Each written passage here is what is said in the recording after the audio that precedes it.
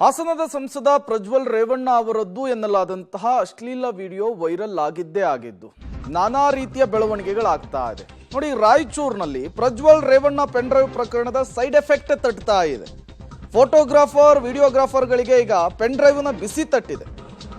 ಪಾರ್ಸಲ್ನಲ್ಲಿ pen drive ಸೇವೆಯನ್ನೇ cancel ಮಾಡಲಾಗಿದೆ ಅಂತ ಕೆಲ ಏಜೆನ್ಸಿಗಳು ಖಾಸಗಿ ಬಸ್ಗಳಿಂದ ಪಾರ್ಸಲ್ ಬುಕ್ಕಿಂಗ್ ಅನ್ನು ಕ್ಯಾನ್ಸಲ್ ಮಾಡಲಾಗ್ತಾ ಇದೆ. ಮದುವೆಯ ಚಿತ್ರೀಕರಣದ ಎಡಿಟಿಂಗಿಗಾಗಿ ಪೆನ್ ಡ್ರೈವ್ ಅನ್ನು ಪಾರ್ಸಲ್ ಮಾಡ್ತಿದ್ರು ಮೊದಲಿಗೆ. ಈ ವಿಡಿಯೋ ಎಡಿಟಿಂಗ್ ಅನ್ನು ಮಾಡಿಸ್ಲಿಕ್ಕೆ ವಿಡಿಯೋಗ್ರಾಫರ್ಗಳು ಈಗ ಹರಸಾಹಸ ಪಡಬೇಕಾದಂತಹ ಪರಿಸ್ಥಿತಿ.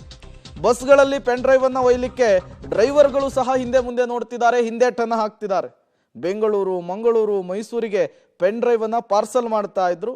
ಈಗ ಪೆನ್ ಡ್ರೈವ್ ಅಂದ ತಕ್ಷಣ ಬಸ್ ಡ್ರೈವರು, ಬಸ್ ಕಡೆಯವರು, ಕಂಡಕ್ಟ್ರು ಒಂದು ರೀತಿಯ ಭಯ ಕಾಡ್ತಾ ಇದೆ ಅಂತ ಅವರಲ್ಲೂ ಕೂಡ. ಇದೆಲ್ಲದಕ್ಕೂ ಕಾರಣ ಈ ಹಾಸನದ ಪೆನ್ ಡ್ರೈವ್ ವಿಚಾರ ಅನ್ನೋದು ಗಮನಿಸಬೇಕಾಗುತ್ತೆ. ಏನು ನಮ್ಮ ಮದುವೆ ಸೀಸನ್ ಇತ್ತು, ನಾವು ಫೋಟೋಗ್ರಫಿ ಆ್ಯಂಡ್ ವಿಡಿಯೋಗ್ರಫಿ ಮಾಡುವಂಥ ಸ್ಟುಡಿಯೋ ಉಳ್ಳವರು.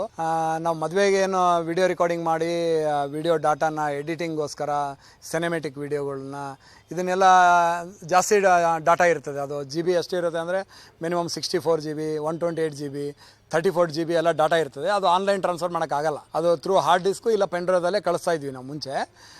ಅದು ಅವರು ಎಡಿಟ್ ಮಾಡಿ ಕಳಿಸ್ತಾ. ಇದೇ ವಿಚಾರಕ್ಕೆ ಸಂಬಂಧಪಟ್ಟಂತೆ ಮತ್ತಷ್ಟು ಡೀಟೇಲ್ಸ್ ಅನ್ನು ಕೊಡ್ತಾರೆ ನಮ್ಮ ಪ್ರತಿನಿಧಿ ವಿಜಯ್ ಜಾಕಟಗಲ್. ನೇರ ಸಂಪರ್ಕದಲ್ಲಿ ಜಾಯಿನ್ ಆಗಿದ್ದಾರೆ. ವಿಜಯ್, ಹಾಸನದ ಪೆನ್ ಡ್ರೈವ್ ವಿಚಾರ ಈಗ ರಾಯಚೂರಿಗೆ ಬಂದು ತಟ್ಟಿದಂತೆ ಕಾಣಿಸ್ತಾ ಇದೆ. ಎಲ್ಲೂ ಇಲ್ಲದಂತಹ ಈ ಸಮಸ್ಯೆ ಅಲ್ಲೇ ಯಾಕೆ ಅಂತ ಏನೆಲ್ಲ ಆಗ್ತಾ ಇದೆ?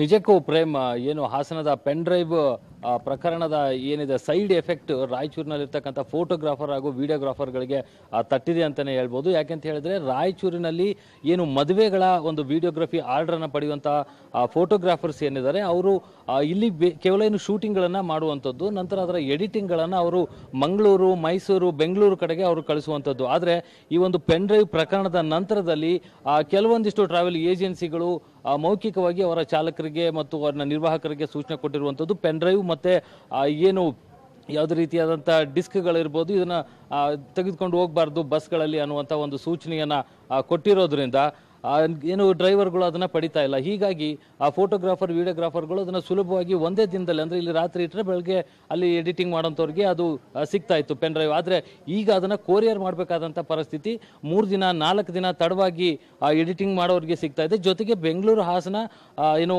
ಮಂಗಳೂರು ಕಡೆಯಿಂದಲೂ ಕೂಡ ಅಲ್ಲಿಂದ ಪೆನ್ ಡ್ರೈವ್ ಅನ್ನು ಕೂಡ ಕಳಿಸ್ಲಿಕ್ಕೂ ಕೂಡ ಸಾಧ್ಯ ಆಗ್ತಿಲ್ಲ. ಯಾಕಂದರೆ ಇದೇ ಬಸ್ಸುಗಳು ಓಡಾಡ್ತಾ ಇರೋದ್ರಿಂದ ಅಲ್ಲಿನ ಡ್ರೈವರ್ಗಳು ಅಲ್ಲಿ ಎಡಿಟಿಂಗ್ ಆದಂಥ ಫೂಟೇಜನ್ನು ಕೂಡ ಅವರು ಕಳಿಸ್ತಾ ಇಲ್ಲ. ಹೀಗಾಗಿ ಇವರು ಸಮಯಕ್ಕೆ ಸರಿಯಾಗಿ ಇವರ ಕ್ಲೈಂಟ್ಸ್ ಏನಿದೆ ಆ ಮದುವೆ ವಿಡಿಯೋಗಳನ್ನ ತಲುಪಿಸಲಿಕ್ಕೆ ಸಾಧ್ಯ ಆಗ್ತಲ್ಲ. ಹೀಗಾಗಿ ಇವರ ಒಂದು ವ್ಯವಹಾರಕ್ಕೆ ಕೂಡ ತೊಂದರೆ ಆಗ್ತಿರುವಂತದ್ದು ಈ ಒಂದು ಪೆನ್ ಡ್ರೈವ್ ಪ್ರಕರಣದಿಂದಾಗಿ ಫೋಟೋಗ್ರಾಫರ್ ವಿಡಿಯೋಗ್ರಾಫರ್ಗಳು ಒಂದು ರೀತಿಯ ಸಂಕಷ್ಟಕ್ಕೆ ಸಿಲುಕಿರುವಂತದ್ದು. Prem, okay, thank you Vijay ತಮ್ಮೆಲ್ಲ ಮಾಹಿತಿಗಾಗಿ.